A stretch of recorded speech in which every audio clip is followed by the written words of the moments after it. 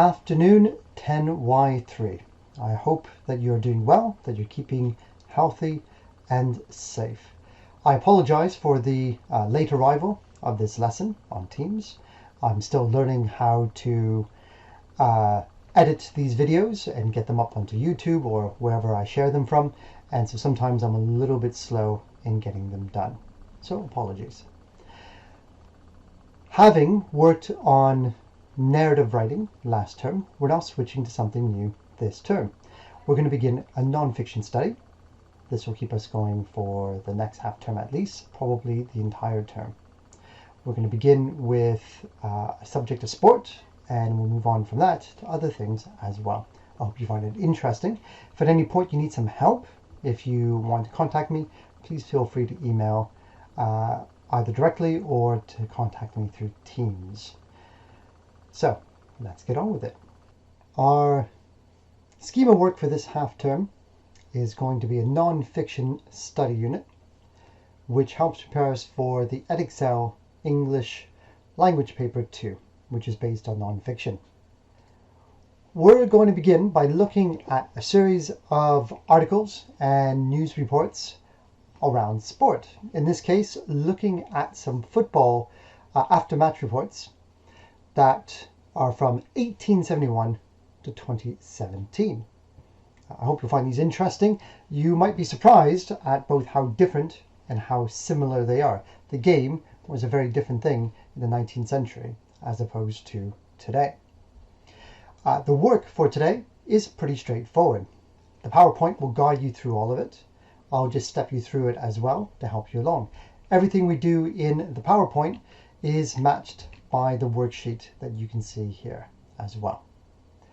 So the first thing you need to do is activity 1, which is to look at these 20 statements from a most decisive victory to smacked in an angle drive, all the way down to did good service, had to kick uphill, and had the worst of the fight.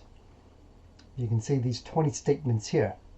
Some of them are from an 1871 article, and some of them are from 2017.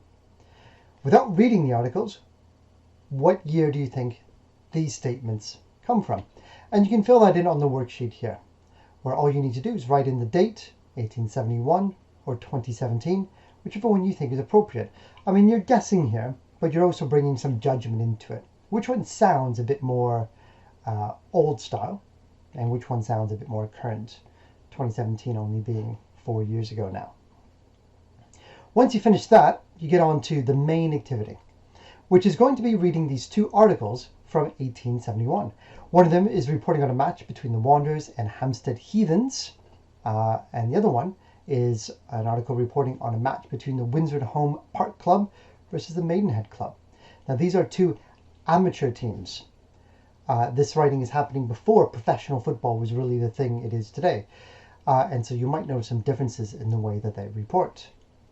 Both of these articles are found right here. So there's the match reports from 1871. The first one here and the second one here. Once you've read both articles, you can then go back to do the work, which is right here. And what it's asking you to do is to find evidence in both texts and both news reports that show that this is being written at a time before football was the thing we know it to be today. How can you tell that this writing is just a little bit less professional, and also that the game itself is a little bit less professional? So you're reading through it carefully, trying to pick out evidence, which is quotes, so you can build a short argument that shows that this was written at a time when football was an amateur sport. You only need to write a paragraph here. It doesn't have to be very long. A second paragraph if you feel like stretching yourself a little bit. So again, to answer this question, which you can also find right here, all your answers are in these two news articles here. Now once you've done that, for those who want a little bit extra work to do, which I can reward with some points on class charts, you've got here a third activity. It's an extension task. It's an interesting one. We don't know who wrote the two 1871 articles. They're anonymous, but they may very well have been the same person. Can you find any evidence in those two pieces that suggests it was by the same person, or evidence to show that it was by two different people. So again, you're just writing a paragraph or two, trying to show your findings, trying to present evidence, which is quotes, that you're able to make a decision based on what you've read about whether it's the same writer or two different writers. And like the question says, you want to be looking at the word choice. What words do they use? What vocabulary? Does the writer of one article seem to know a bit more about sports than the other one? Maybe. Or in both articles, do they both seem like they don't really know what they're talking about when it comes to football? Because that would be some evidence. That is everything that you've got here. So there's your activity 3. There's your 2 match reports. Here is the second activity, and there's the first activity. Okay? Everything is in the PowerPoint as well.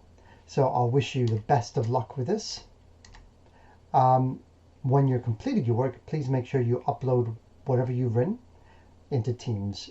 You can use the worksheet to fill in the dates, but for the paragraphs, you'll have to do that somewhere separately, either in a Word document or in your book, and you can take a picture and upload it. So, 10Y3, there's your work for English for today. I hope you don't find it too difficult. I look forward to seeing your work submitted in Teams by the deadline, and I will see you here again next week on Friday. Thank you very much and have a great weekend. Goodbye.